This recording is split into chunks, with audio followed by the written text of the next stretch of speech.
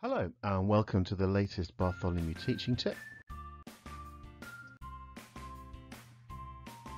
This is tip number 21, help tokens.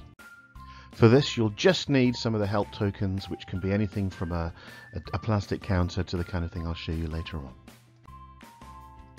So this tip is to respond when students all decide they can't do the piece of work and they start putting up their hands, and suddenly you've got a whole forest of hands going on there. And in my experience, putting up their hand gives them a license in their minds to not do any work but have a conversation with the person next to them. So it's a way of stopping them from being so dependent upon you and looking for a way out of actually coming to their own conclusions about how to move forward.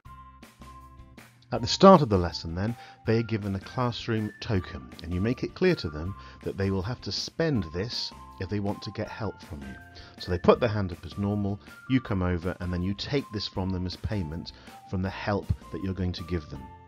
They can ask 5 or 6 really precise things in spending this. It's not one token for one bit of help, it's one token for one conversation with you. So they could ask for 5 or 6 things, but then of course they'll have had to evaluate what they are and really engage with their problem, rather than just put their hand up every few minutes asking the next question. Also, when you start using these, they'll put their hand up and say something, you know, can I use a green pen? Can I write in pencil? Shall I write the date? And you can say to them, this is going to cost you your classroom token. Is this really the most important question you need to ask me during this lesson?